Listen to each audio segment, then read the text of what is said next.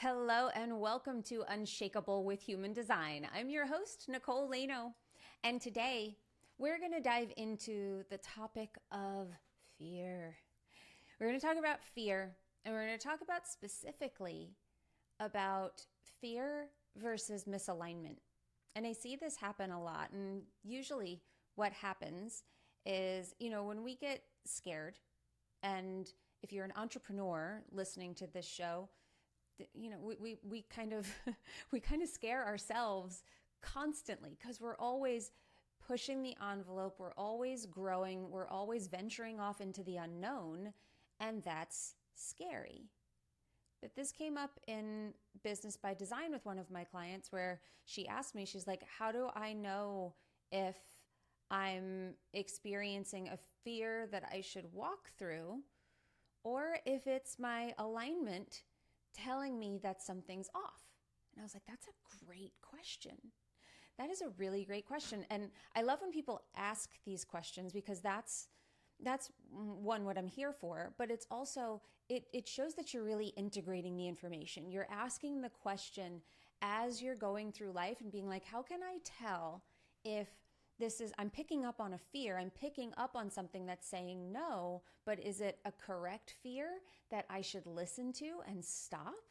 Like a misalignment signal? Or is it one of the low frequencies that maybe I should walk through? Because that is human design, I think, really helps us ask those better questions. One, I love to say it removes the autopilot where we would just naturally sort of fall into old patterns, but because it gets us asking new questions. And what's so cool is it gets you asking questions about how you feel. That's what I think is so powerful. Not necessarily what you think, but what you feel. You're paying attention to what you feel, maybe for the first time in your life, because we are so taught and conditioned to bypass our feelings in favor of logical thought that we've stopped feeling. We've stopped paying attention to it. We've stopped really giving our body and our intuition any real weight or power. And that's what human design does, is it's reversing that. So it's actually giving the power back to our body, giving our power back to our intuition, helping us ask questions about the logical thing to do. And sometimes we get these questions that get us going, well, I want to do what's right for my human design, but I don't know what that is. And first of all, usually feeling is the answer. Usually it's to lean into the feeling. But this I thought was really good because she was feeling into it. And she's like, I feel fear. And I'm not sure whether I should follow it or if I should be brave and walk through it. So some fear, if you have, I haven't seen anybody yet in all of the readings and clients that I've worked with, hundreds of people at this point, I've never seen somebody have zero fear gates. So let's talk about that. First of all, there are fear frequencies in our chart. And you know me, I'm always talking about the tension in the chart. There might be one thing in your chart that's like, be brave. And then another thing in your chart that's like, no, be careful. Here's that fear that's always going to come up. So if you're somebody, I have a lot of clients who have the right angle cross of penetration, which in that contains the 51 and the 57. That is the pairing. 51 is be brave, go first, charge forward, be the trailblazer. That's what 51 is. But 57 sits in the spleen. And the spleen says, be careful, be careful. The low frequency of gate 57 says, we don't know what's ahead. Better be careful. Maybe we don't go that way. So here you have, the chart is full of oppositions. It's full of tensions, polarities, pulling us in two directions. When we start to understand what these are, when we start to say like, oh, I get that there's always going to be one part of me that's pushing this way and another part of me that's counteracting it and pulling another. When we understand what our core polarities are, what these things are that are keeping us from things feeling super easy, it starts to paint a picture, and it starts to, one, take some of the stigma away. It also quiets the mind, because your mind can really come up with some stories about that stuff. Your mind can really twist around the way you should be or what should happen and try to logically figure its way out of some of this stuff. But when we fill ourselves with this type of knowledge where we say, I recognize that these are just kind of two polarities that will always exist in me. So how do I honor them both? And that's what's beautiful, is it shows us how to work with these tensions, how to work with both being brave and courageous, going first and being a trailblazer, but also knowing that there is a fear on the other side. And that's not the high frequency either. That's the fear is never the high frequency. But how do we tell if it's a fear of low frequency? So let me also just say, there are 20 gates of fear in the body graph. I have yet to see a chart where someone had 0 of them. Everybody has some.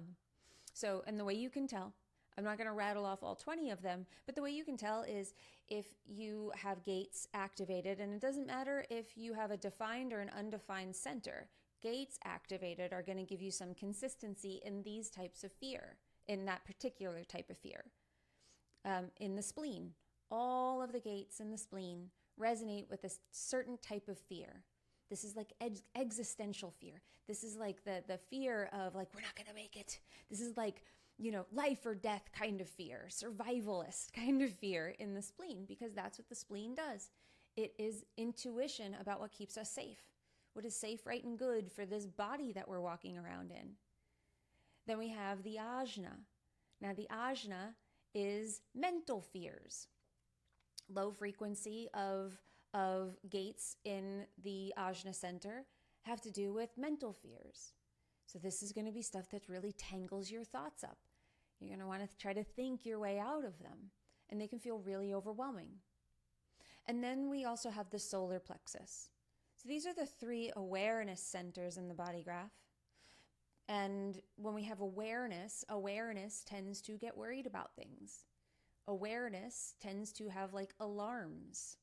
So the solar plexus is another evolving awareness center. It's really a motor right now, but it's becoming an awareness center. And I do believe the solar plexus is the center of spirituality, of passion, of real connection to the spiritual realm. While it hasn't fully evolved as an awareness center to label it that, I think we all know that we have spiritual awareness, right? That we have some sort of sensing ability in that realm, emotional sensibilities. And that's what the solar plexus is about. So the solar plexus, also the gates in the solar plexus, are all at the low frequency, resonate with a particular fear. Each one gets its own little brand of fear. So if you have a lot of gates activated, I have a lot of gates activated in my spleen. And I have 2 activated in my solar plexus. So I have a fair amount of fear gates. I have, and if you have a channel, you might have that even a little bit stronger. Now, people who have, I have none in my Ajna, but I've had to become comfortable and aware of the specific fears that are going to kind of be themes for me. Fear of the past, fear of the future. I have both. I have fear of the past repeating itself, which is gate 44, and then I have the fear of the future, which is gate 57. So those two, you see what I'm talking about? By knowing that you have these things, you can start to see them. And in the beginning, when you start doing this work, it is kind of like, okay, well, that's great information. What do I do with it? That's what the embodiment work is all about. This is why I say listening to shows like this, reading books, diving into the information is great, but it's half the game. The other half is really seeing how these things come up for you. It is extremely like surgical self-awareness, can I be aware of this fear and to notice when it comes up and what does it feel like? I've spent years building a relationship with all of the aspects of my design so that I can see them and understand them in ways where they don't feel bigger than me. They don't feel like bigger themes. They also don't feel like something that I can't rise up to. These are pieces of me that over the last 5 years, I have been learning to own in all of their expression, from the lowest expression to the highest. It's beautiful to see yourself through these particular little windows. But how do we tell if it's fear or if it's misalignment? Are we being warned about something where our intuition is telling us that that's not the way for us to go? Or is it just a fear that we should walk through? How do you tell? So we don't want to be saying no to all fear. That is probably just conditioning. So when you know what your fear gates are, and this is what I was telling my client, I said, well, a fear like a fear of the future or fear of the past repeating itself or fear of authority, all of these things, if they feel more like a global thing that you feel all the time, where it just feels like it's all around you, where it feels like kind of a thought that you're having over and over again, and different awareness centers will have different vibes to them. A spleen fear is going to be different than an emotional fear. Emotional fear is going to feel probably more like anxiety, and splenic fear is going to feel more like really triggering that fight or flight. Really triggering that feeling of like, no, not good, scary. And we have to start to feel into what the difference is. A regular fear, a low frequency, a low expression of one of the fear gates is going to feel a little bit like you're just kind of always thinking about something. It'll feel like, like a lot of what if this, what if that. So if it's the fear of the future, that gate 57, well, what if this happens? And what if that happens? And what if this happens? And what if that happens? And what if that doesn't work? And then what if that doesn't work after it? And what if we go broke? And all of that fear. That's fear. That is not misalignment. That's the mind. And you can start to see it if you're paying attention. It's a lot of thoughts. It's a lot of racing. The spleen will just drive you in another direction. The spleen will hit the brakes hard and tell you not safe. And I can tell you this, but until you feel it in your body, a lot of times we don't get it. And this happens with clients all the time. They're like, I've heard you say it a million times. I've heard you go over and over and over again about this thing, but then I felt it and I'm like, oh, that's what she meant. I thought I got it before, but I didn't get it until it happened. And I think about human design and these themes, and I think about like when I would work out with a personal trainer years ago, I would go to the gym and he would show me how to do a move. And to me, I could learn how to do the move, but what I really wanted to do, I would always say to him, I'd be like, where should I feel this? And he'd say, you'd point to like my hip. He's like, you should feel it right in here, this little muscle right here. And you should feel a little bit of a pull back here. And once I felt that, and then a good trainer can usually see when you flexed that muscle, be like right there, just like that. I could feel that, and I would have the muscle memory to know what the right thing felt like. And I could recreate that again, and I would know what it felt like when it was wrong. And that's how I think human design is. We don't know what our sacral feels like until we know what our sacral feels like. And sometimes that takes us some trial and error, whether you're a 3-line or not, of going out there and seeing what it feels like to click on. And then when we make a move and it's not in alignment, we go, I guess that wasn't it. Okay. I'm paying different attention now. Then you get something that strikes. I see this with manifestors all the time. Oh my goodness, the manifestors where they're like, I think I felt the creative urge. Is this the urge? They're always asking me. And I'm like, and I guide them. But really in the back of my mind, I'm like, you will know. When the urge hits you, you will know. And they all do.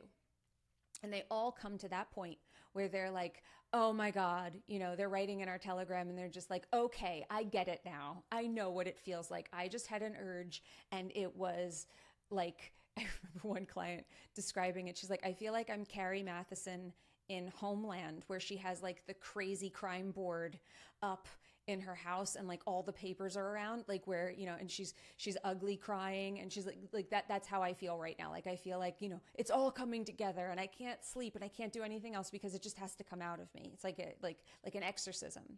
That's what it's like. And they don't know until they feel it. They don't know until they have one. And then they'll have another one and it'll be different than that one, but they will still know. They'll know when it's happening. They'll know when it's about to happen. They'll get the feeling for it. And this is why experimentation is so much more important than textbook understanding, right? We have to understand what this stuff feels like in our bodies. So with the fears, even just the act of asking those questions, the way I was talking my client through it, I was like, do you see you're kind of thinking about it and you're like, is this it? Is this it? I'm kind of afraid of this. And is this right? Or are you getting like a warning that this is not correct? And she's like, no, I think it's my mind. I think I'm like, I see it. I really am thinking about it. I'm like, the spleen doesn't think. The spleen warns. And if you walk through the fear, that low frequency, that low expression is the thing that's keeping you from really stepping into bravery, into real courage, which every single high frequency of all of the fear gates has to do with some kind of courage. On the emotional side, a lot of times it's opening ourselves up to something big and not being too afraid to take the leap. It's opening ourselves usually to people and to situations that are emotional and uncomfortable or disappointment. Just all of these things, all of those, like, do you see how that's a different fear than I'm afraid of authority? That I'm afraid of not being good enough? There's that, and then there's the emotional thing of like I'm so afraid that it won't go well and I'll be so disappointed. There's an emotional frequency to it. It's different. And you don't know until you feel it. You don't know until you feel it in your body. And that's the part that most people will bypass and skip over in favor of reading more or learning more. And I just encourage you to get out there and try it. Because this is what's so unique about human design. It takes the power away from the mind. It puts it into the body. It's the ultimate pattern interrupt. If you are in a pattern of maybe succumbing to some fears, human design is going to interrupt that pattern because it's going to get you asking yourself questions and being very acutely self-aware about these specific things that instead of automatically following a program, you will start to ask a question, or you'll pause, or you'll shift, and you'll ask yourself, how do I feel right now? Now, the other obvious answer in all of this is to follow your strategy and authority. Is to follow, like if you're a sacral and your sacral is lit up, but you're scared, sacral wins every single time. If you are a projector and you know that it's right and that you are recognized for this thing and this is the thing for you, but you're scared, then recognition always wins. The invitation always wins. And if you're scared, this is where it does get us to some better questions. It gets us to some better questions when we can ask ourselves, well, how did this come to me? Am I being a manifestor and trying to initiate? And maybe I'm afraid because this doesn't really feel right.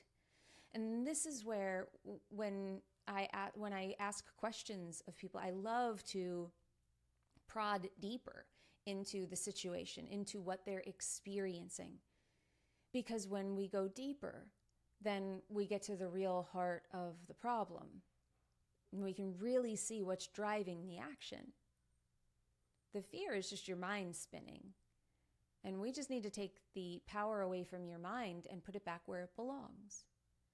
This is why human design is the greatest tool for trust, for tapping into your intuition, for really being brave and taking really strong and powerful steps toward your destiny.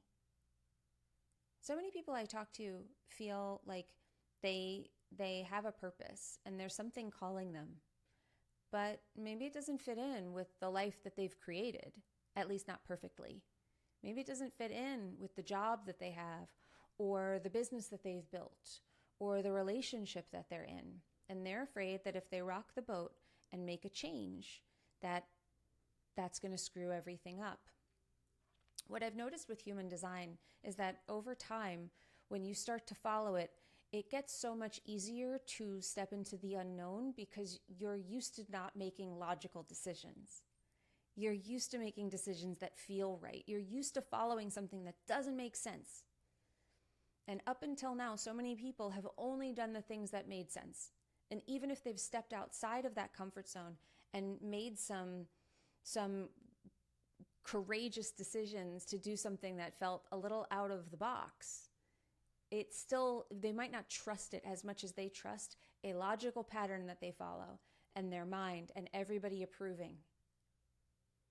When we want to do big things and we want to break the mold and we want to shatter the box that we have been put in, we have to trust ourselves. We have to trust our intuition because everybody else will tell us, no, don't do that. Scary, don't go there. And even the best meaning people will sometimes shit all over your dreams in favor of what is safe. So this is why human design is the greatest tool that I have found for trusting yourself and for really stepping into the greatness that is you. I did a masterclass a while back called Trust. And so if you're interested in that, this is just something that it's a very, this is one of my favorite things that I've ever done. I think I crammed in so much value into this 3-part masterclass. I'm still in love with it. I give it to all of my clients. I'm like, this is really great. You should watch it because it's really taking you through the steps that it takes to truly have trust in yourself through human design and also through deconditioning. And I take you through the number one belief that keeps people from really having trust, the level of trust that they need to manifest incredible things in their lives. If you're interested in that, DM me the word trust on Instagram. I'm at Nicole Laino Official, or go to NicoleLaino.com/trust and you can download it there right off the website. It is a paid masterclass. This is not a free one, but it is absolutely worth every single penny. People have gotten such amazing value from this. Like people have just loved it. It's one of my favorite tappings I've ever done. We actually take you through it. We take you through a tapping. So we do deconditioning work in there along with the rest of the class. So it's a really, really great piece. Go to the show notes. The link is down there if you need it. Thank you so much for being here with us. I appreciate you. And remember, in order to have an unshakable business, you must first become an unshakable human. So thanks for letting us help you become unshakable with human design. We will see you next time.